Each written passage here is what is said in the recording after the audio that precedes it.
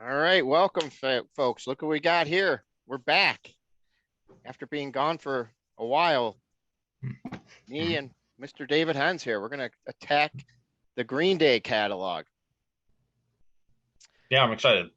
Yeah, this one is definitely one that, I mean, I pretty much knew my first couple albums, but after that, it was, you know, I had to really, Yeah, really go through them to really give them a really good, solid ranking.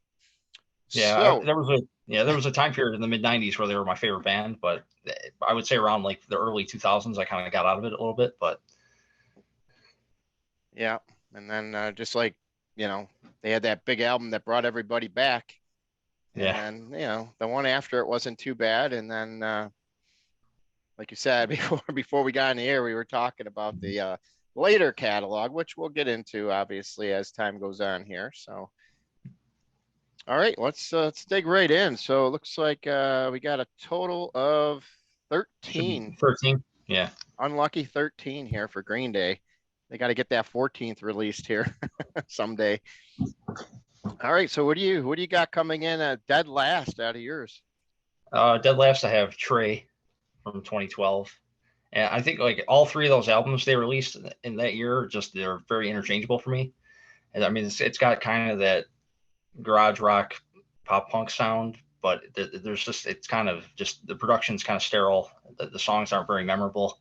I think I think the first one, Uno, was probably my favorite of the three, which I'll talk about in a little while. But this one is just kind of like I went back and listened to it again recently, and I don't honestly don't remember any of those songs having any like radio play or anything. Like there's a song on called "The Forgotten," and I feel like that kind of sums up the whole album. But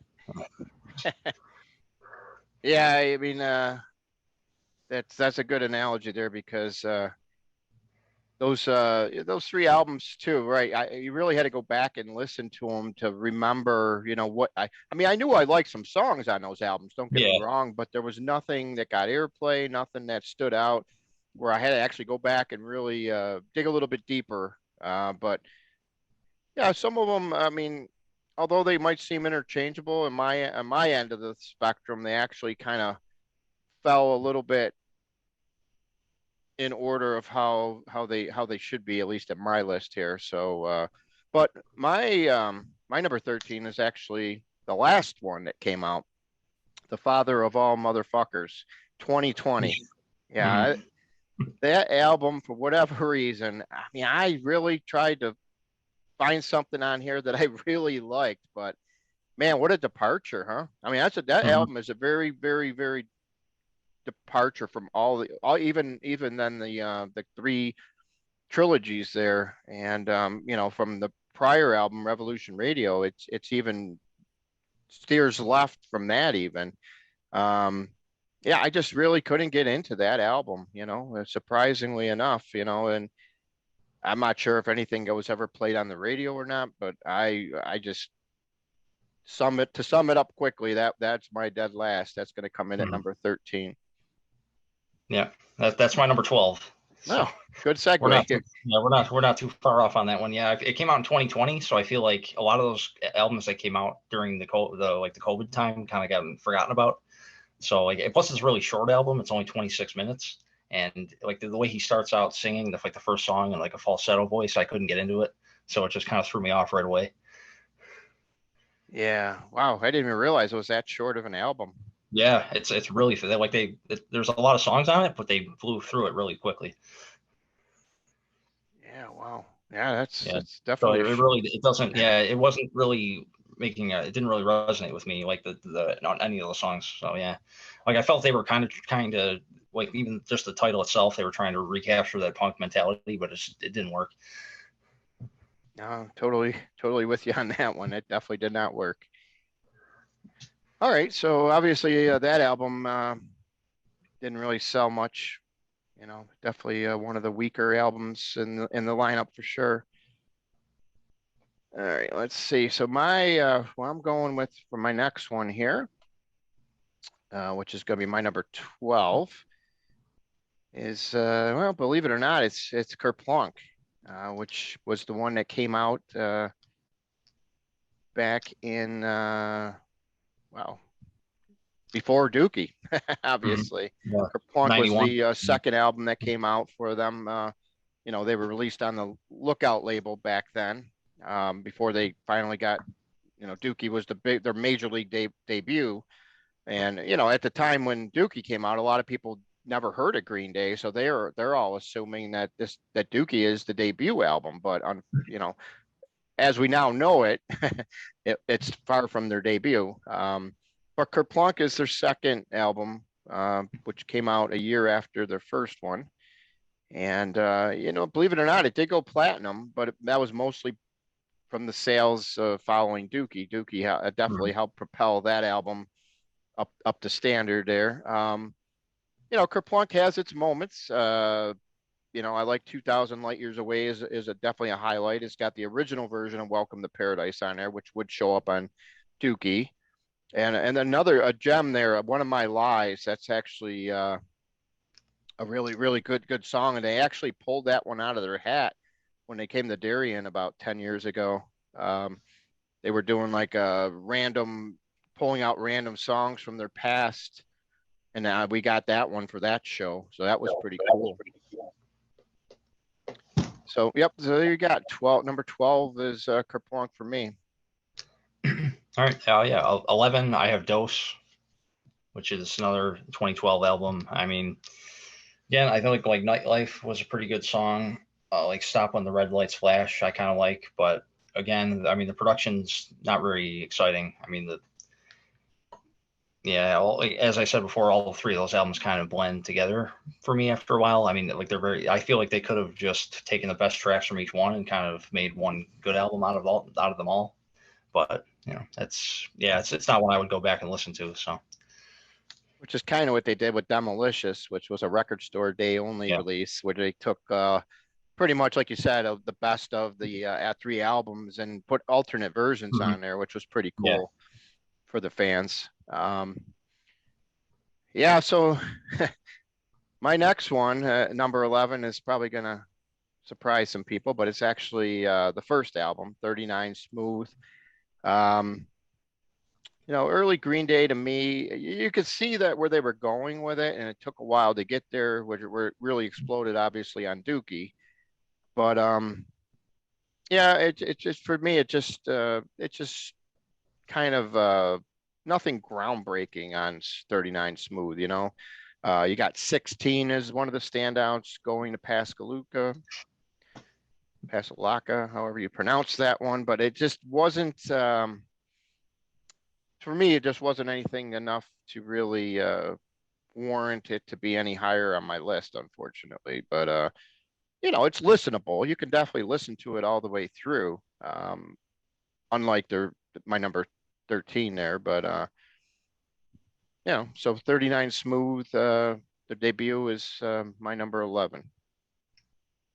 All right. Yeah. My number 10 is Uno, the first of the trilogy there.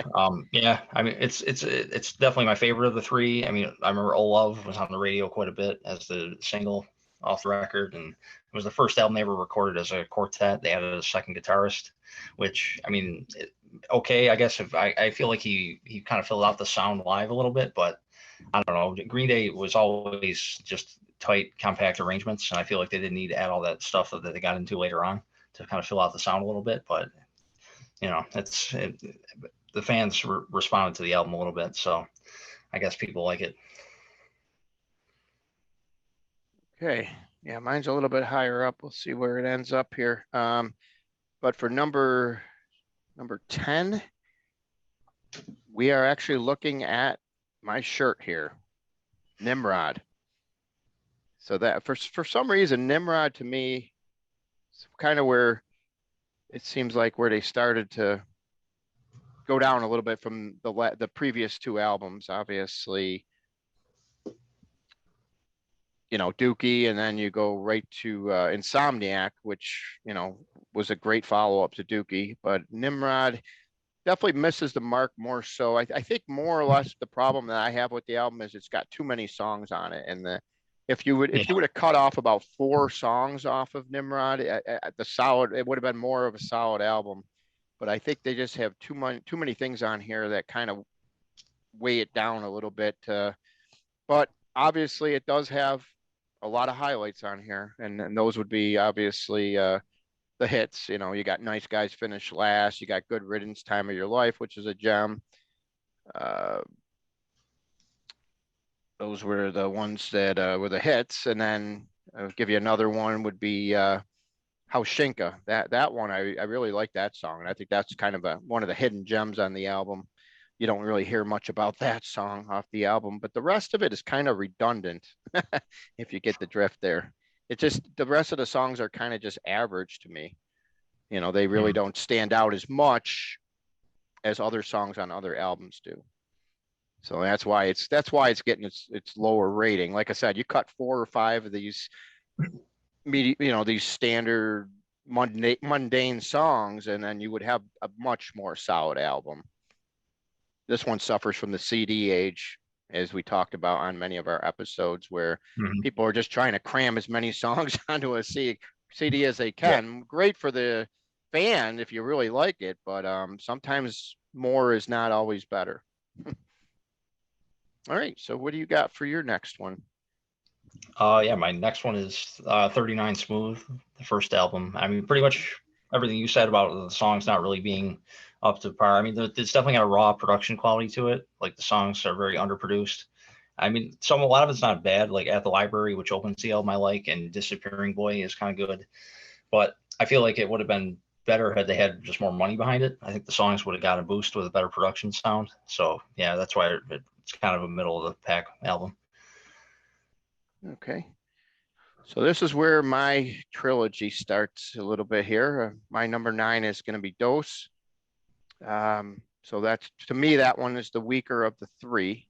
I'm not sure how you had yours. Were yours in order somewhat, or Yeah, I went Trey, then Dose, then Uno. yeah, okay, yeah. So Dose and Trey are close, but Dose is just a little bit weaker in my estimation. But it's definitely got a lot of decent songs on here compared to the last couple albums I mentioned. Lazy Bones, Wild One, Stray Heart. Those are three of the highlights of the album in my estimation. Um, Amy's another one. But like you said, these songs aren't really as memorable, from previous catalogs of the rest of their albums. But nonetheless, it's a good album. It's just not a great album. So that's where we stand with Dose at number 9. So that's going to take us to your number 8 here. All right, yeah. Number 8, I have Revolution Radio from 2016. Okay. Yeah, I mean, Green Day wasn't really on my radar too much during that time period, but so I didn't really listen to this album until maybe a couple years after it came out, and it's actually not bad. I mean, I felt like they kind of got a little faster, a little angrier, trying to recapture the old philosophy that the band had in the early days, and so like Bang Bang, I thought was a pretty good single. Yeah, it's it's not quite like classic Green Day, but it's at least as close to as they've gotten, I think, since that time. That's a fair assessment for sure. Yeah.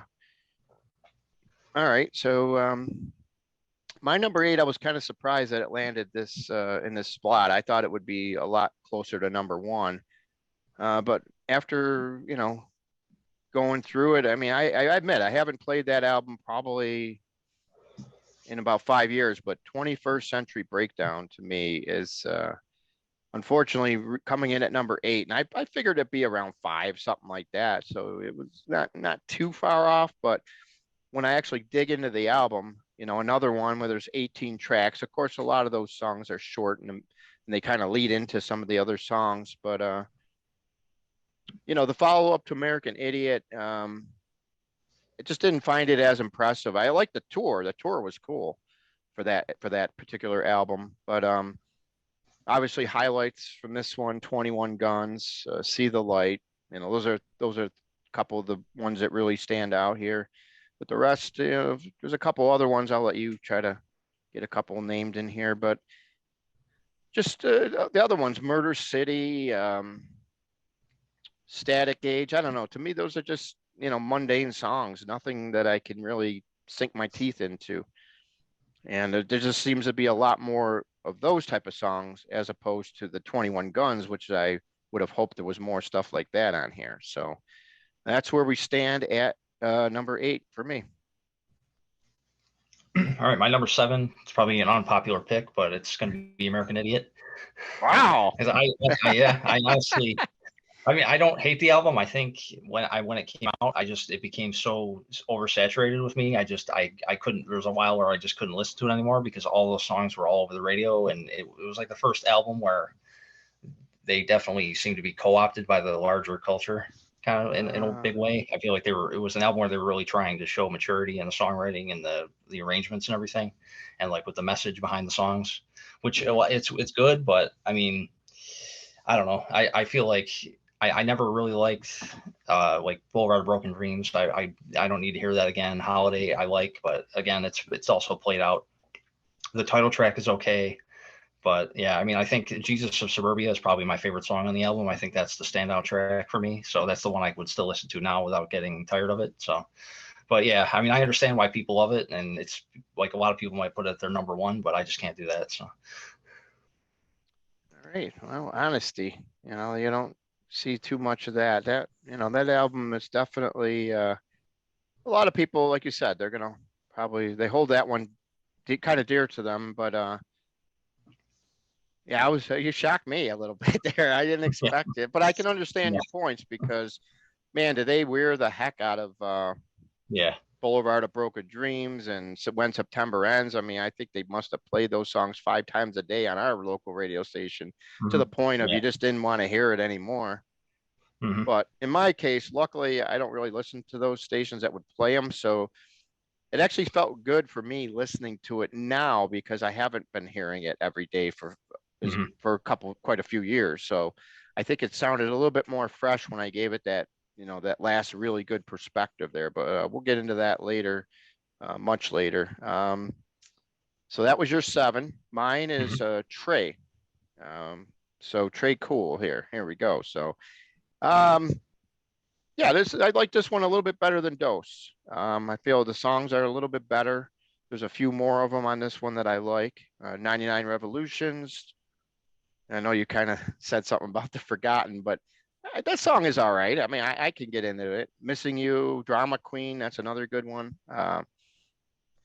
But like you said, there's definitely some on there that are just average. And that's what kind of brings these 3 albums down a little bit. Had they, like you said, did one album and picked the best songs from each, man, we'd probably have it a lot higher. You would have definitely have it higher than American Idiot, Mm-hmm. probably. So there you go, right there in itself. So yep. So Trey is the one that's going to come in at number 7, and that takes us down to our top 6. Yeah, my number 6 is 21st Century Breakdown. I prefer it over American Idiot a little bit. I mean, they took a long time in between. It's like a 5 year gap from American Idiot to this one. So obviously the tour for American Idiot and everything that came along with that, they obviously needed to some more time to work on it. But I think I remember hearing "Know Your Enemy" as the lead single off the album, and I kind of got excited about it. And I think 21 Guns, as you mentioned, is a great song. I think like East Jesus Nowhere, I thought that was another great song off that album. This was definitely a period where you could tell that they were trying hard. Like they weren't just 3 kids making punk records anymore. They were trying to make like mature songs, and the results definitely show. But yeah, it's an album I kind of like quite a bit. So Yeah, 5 years from American Idiot. So I mean, they did a lot of touring behind American Idiot, but then mm-hmm. by the time I'm guessing they took some downtime off there before they started getting to the album. But Yeah. there was a lot of stuff going on there from what I remember. Think looking back on that, why it took so long. But yeah. So like I said, yours was number 6. I think mine was 8. So we're close on that one there. All right. So my number 6 is one that I thought would be more towards the other end of the spectrum, but it actually reached number 6, and that was Revolution Radio. Which I think, what did you have that one at? I had an 8. 8. So we kind of just switched our 2 6s and 8s Mm-hmm. there, so that Yeah. makes sense. Uh, yeah, I mean it's I think the problem with that album is a lot is the sequencing. It's a good album, but I think had they sequenced it a little bit better, I think you would have seen a stronger album. Sometimes sequencing does play, really a big hand in the album here. This one, it's like you have one song I like here, then it skips down where I might not like the next two, then I like the next one. I like an album where you put it on and right from the get-go, it hits you. And you like the first three or four out of the first five songs, then you've found a good album when you get hit out of the gate right away. There's very few albums out there that do the reverse. You come out with Mhm. four or five crappy songs, you feel like turning it off, put something else on sometimes. Yeah. Mhm. But this one, Bang Bang, you mentioned that, definitely a great song there. Still Breathing, I like. Forever Now. Young Blood was another one that stood out for me. So yeah, this album actually stood out better than I actually thought. I thought it would be a little bit higher up the other end there, but it definitely beat, two of the three out of the trilogies there. So number six is Revolution Radio. That takes us to our top five now. Yeah. All right. Yeah. Five, I have Nimrod from '97. Okay. I like it. I mean, Hitch and Ride. I remember really being into that when I was a kid, and like Time of Your Life, I never really liked, and I still don't really like it today. I mean, but I think the philosophy behind the album, I think at the time they were trying to make like an album of standalone songs and not really like a cohesive album like with a central theme or like even like similar production or arrangements or anything. So that's why you get a lot of different styles on here. But yeah, it's definitely with 18 songs. I feel like they could have shaved it in half and still had a pretty good record. But I have fond memories of listening to it quite a bit when I was a kid. So that's why it's my number five. Okay. All right. So I'm coming in at number five with the highest charting of the trilogy for me, and that's going to be obviously Uno, which was your highest charting of the trilogy. So we think alike, at least in respect of which out of those three, which one is the higher one for sure. Um, yeah, I remember, I got them in the order that they came out in. So it was pretty cool when they first came out with it. I thought, obviously Uno came out and thinking, oh, great. We still got two more to go after this one. This is great. Considering we didn't get much in the way of Green Day, as far as, you got that 5 year gap from American Idiot to 21st Century Breakdown. And then Mm-hmm. this time it only was a 3 year gap from 21st Century Breakdown to the trilogy, which was cool. Um, Uno, starts off pretty strong. Nuclear Family, Stay the Night, and Let Yourself Go, Kill the DJ, Fell for You. I like that one. That one always stood out for me. Rusty James is another big one on that one for me. Not great songs, but good solid songs, which I appreciate because they make you take notice, and it prevents you from skipping tracks. If you're one of those guys. I mean, I hate to skip tracks, but uh, this one I did. I don't usually do that with this album, just because I feel there's a lot of quality songs on the album. That's why it's finished higher up than the other two out of the trilogy here. But yeah, definitely for me, it was definitely a solid album. All right, so we're getting down to the wire here. We got to get Mm-hmm. number four. All right. Yeah. My number four is Kerplunk. And I definitely still I had it on cassette when it came out before CD, so it's another Yeah. one that's got sentimental value to me. But I mean, 2,000 Light Years Away is great. I like who wrote Holden Caulfield. I think that's a classic from the early period. And even Billy Joe Armstrong himself has said this is his favorite album from the catalog. It's got a lot of autobiographical songs and stuff that he was writing about when he was younger. So yeah, I mean, you can definitely listen to the album today. The production's rough, but there's a lot of reverb on the vocals. But you can definitely tell that they were building to where Dookie would be a few years later. So yeah, it's a good album. All right.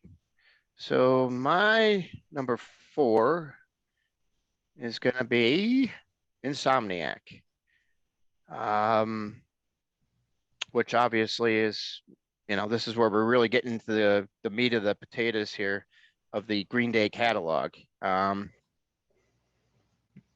There's definitely You had some of the hits there, which I won't even really get into.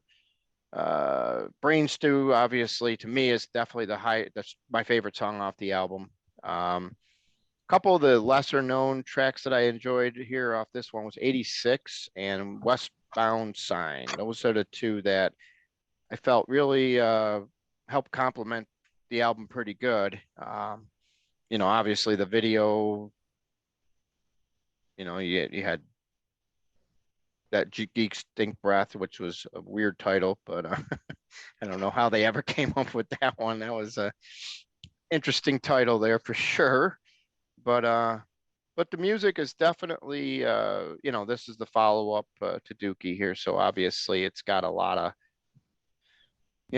obviously they did it with Rob Cavallo again, following the success of Dookie.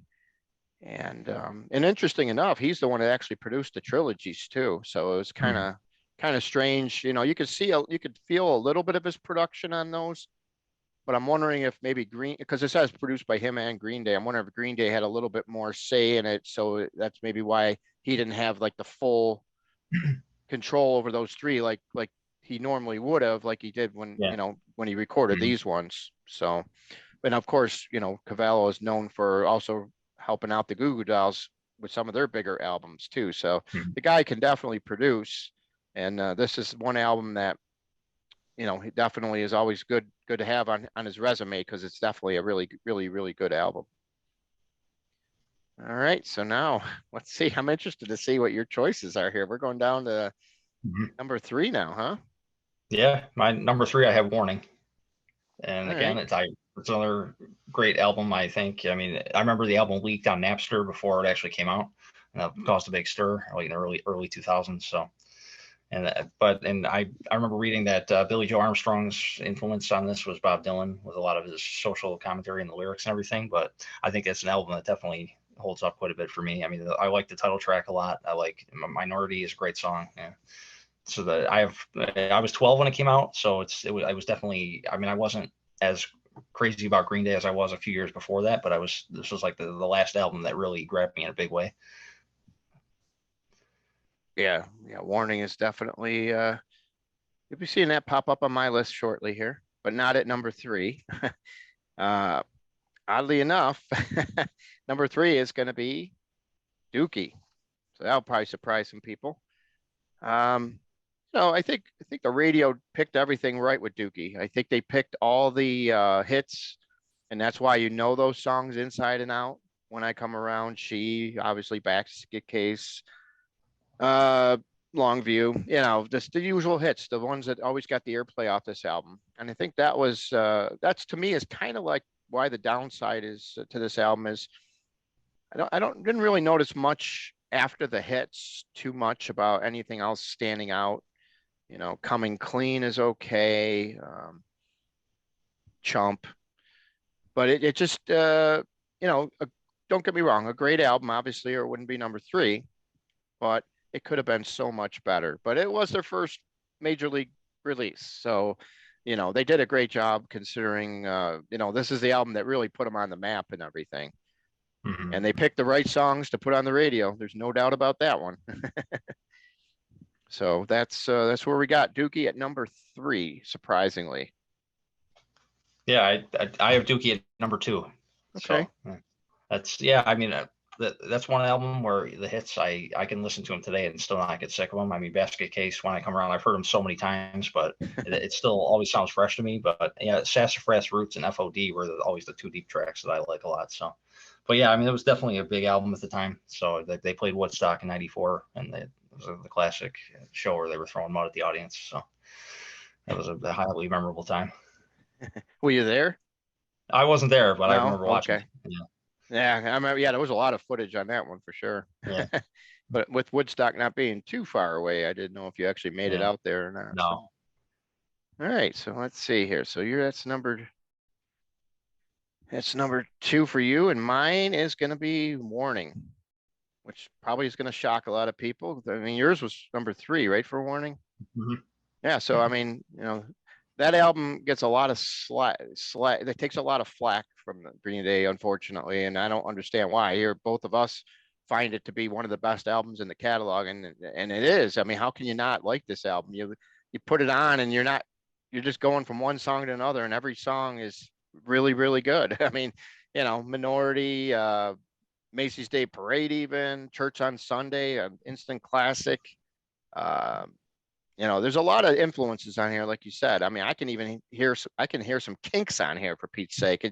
There's a lot of influences on here, and that's one thing. The Dylan influence, like you said, there's a lot of things on here, and it's a good album as far as variety goes too. You're not getting all the same type of songs. It's got a good mix, and Deadbeat Holiday, some really good stuff here. It's just a shame that they really don't honor this album as far in their set lists in concert. You Mm. know, you might, Yeah. obviously you'll hear Minority usually, but after that, you really don't hear much from this album. But it's definitely in my book a great album. I really enjoy this one.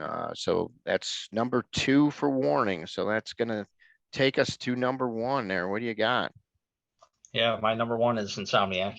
Okay. Yeah, it's been my favorite Green Day album pretty much since it came out. I love every song on it. I mean, for me, it's my favorite deep cut album for them. I love like Stewart and the Avenue is great, Tightwad Hill is great, No Pride, Babs Uvula Who. It's just a great. I mean, it's definitely not the kind of album I think people expected them to make after Dookie, because it's kind of like they got even angrier and snottier in the lyrics and just the sound of it. Like the production's very grimy, but they instantly hooked me as a kid. So I remember when the album came out, MTV hosted like a video release party on TV, and I remember like setting up the VCR to tape it, so I made sure I not miss anything. So The good old days of the VCR.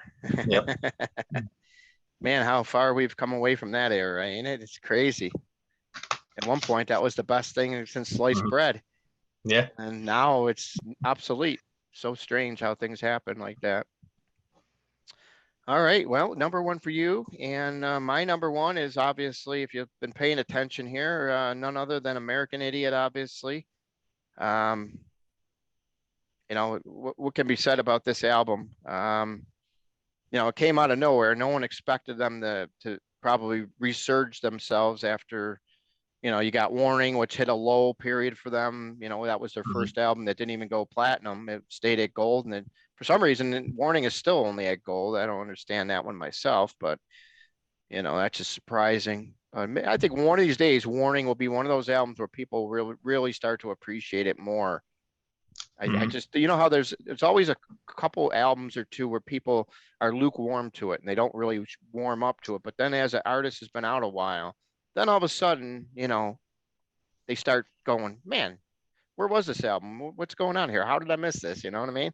And that's the Yeah. best part about discovering this kind of stuff, is that you dig deep in an artist's catalog and then you can sometimes find stuff you didn't know that was even there. It's just amazing. But, obviously American Idiot to me, right off the bat, I knew that was going to be the top album for me. You know, you, is there a better set of 3 songs that open up any album possibly with American Idiot, Jesus is Suburbia, and Holiday? And then, from there, obviously, it gets a little mundane with Boulevard of Broken Dreams, which was overplayed so much that, you know how that goes. But I think some of the lesser known songs on the album that maybe got a little bit of airplay near the end that are pretty cool are like Are We the Waiting? I really like that one. She's a Rebel is a good punk song. Extraordinary Girl, another good one. St. Jimmy. It really had a lot to offer on this album, and it didn't really, obviously the 2 songs that kind of I think ruined it for some people were just the amount of times they played that Boulevard of Broken Dreams and Wake Me Up When September Ends. It just, you couldn't go anywhere without hearing those songs, and unfortunately, sometimes radio will kill a song for people. There's no doubt Mm-hmm. about it. It's done it in the past. I mean, right now, Guns N' Roses is a classic example. I cannot stand Welcome to the Jungle. I can still deal with Sweet Child of Mine, but it's almost getting to the point of even that is starting to get mundane because of how many times you hear it. And that Yeah. band, another band, has so many other songs they could play. It Well, just with is. that song, they should just skip to the guitar solo. That's all you need. Yeah, there you go. Exactly. See, you don't even have to play the whole song; just play the solo. So yeah, American Idiot #1 for me. That's my story, and I'm sticking to it. So, any other things you want to add about this band? One of your favorites here. Uh, no, I mean, I think they had an an outtake track from '95 from the same Insomniac sessions that was on the soundtrack to Angus, a movie from '95 called JAR. That's another great song, but yeah, it didn't actually make it on an album. Gotcha. Yeah, I got that Demolicious one. I guess they had like one song on there that wasn't on any of the other three. They added that in there. State of Shock, that one there. And then they got like alternate versions of some of the songs on there. But yeah, I mean, in the bullet in the Bible was I thought pretty cool too. That live DVD there. Did you Mm-hmm. ever get to see that at all? Yeah. Mm-hmm. That was pretty cool because that was the American Idiot tour. Yeah.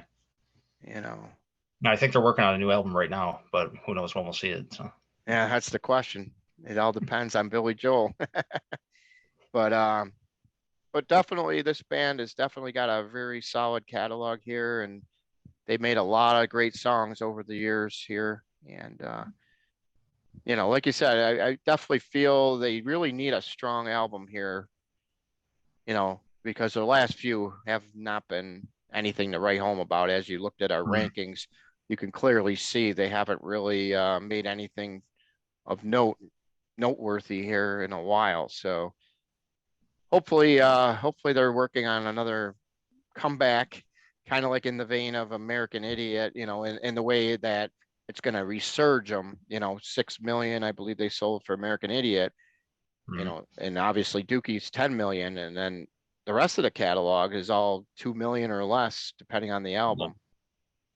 So they've only, so oddly enough, they only have a few platinum albums, which is strange when you look back, and because you're thinking Mm. Green Day, you think of all those big albums they made with Dookie and Insomniac and Nimrod, which all did go platinum and double platinum, I believe, if I'm not mistaken. Yeah, they all went double platinum, the two follow-ups to Dookie. Kerplunk ended up going platinum. And then after that, Warning slipped down to gold status. And then you come back with American Idiot. 21st Century Breakdown ended up going platinum, probably off the heels of that. But other than that, man, they haven't really. They still sell records though, because you got to remember, Revolution Radio was #1. Mm. And then even as bad as Father of All Motherfuckers is, it still made #4. Yeah. Mm. So, Yeah. And sometimes they still did a video for it too. I think the problem is nowadays the way the charts are, it's a lot differently than what it used to be. Mm. And all you got to do is if you have a band that's known like Green Day is, the first week, most of your fans who either haven't heard you in a while, they're going to buy the album, they're going to get it, and that's going to help your album sales for the first week or so. And then after that, that's how they usually are. They usually go down in sales from there. So you see a rare occurrence where an album might sneak out and nobody really gets it when it first comes out, and then all of a sudden radio might pick it up and then have a resurgence. But you don't see it as much nowadays like you did back in the 80s or the early 90s. Not as much. Usually that first week of sales for an established band is usually the highest charting position that it ends up. Mm. So it's like a totally different game than what it used to be. But Green Bay's been doing it now for how long? Yeah. Mm. So their first release was 1990. So you're talking like 32 years, 33 years of making albums. So, yep, it gives us at least one more to look forward to here, and hopefully we'll see that in the very near future. All right, well, sounds good. It was nice to whip through this one pretty quick here. Yeah. Yep, so glad we were able to get it in here Mm. finally. Yeah. I think it was And about 40 minutes. Mm. yeah, so stay tuned. Obviously David's got a lot of stuff going up on his website over there. Check it out and see all the great stuff on there at his website. Tell him all your social medias and stuff there. Yep, it's musicandOtherDrugs.com. It's music and then otherdrugs.com. I every Tuesday I do album reviews, and then I do interviews and live concert reviews also. So I have a bunch of stuff lined up for the rest of the summer. All right. Do you have like any separate pages for Facebook or anything that they can go to? Nope, no, just the website so far. Just the Yeah. website so far. Yep. Okay, good. Mhm. Just in case, so we can always direct them. So yeah, well, stay tuned. Maybe that's something that's down the road there. Mhm. All right then. So that sounds good, Dave. Thank you for your time. All right, Yep. and Thanks. we'll be back to you probably with Tom Jennings for another one down the road here. So stay tuned for another one very soon.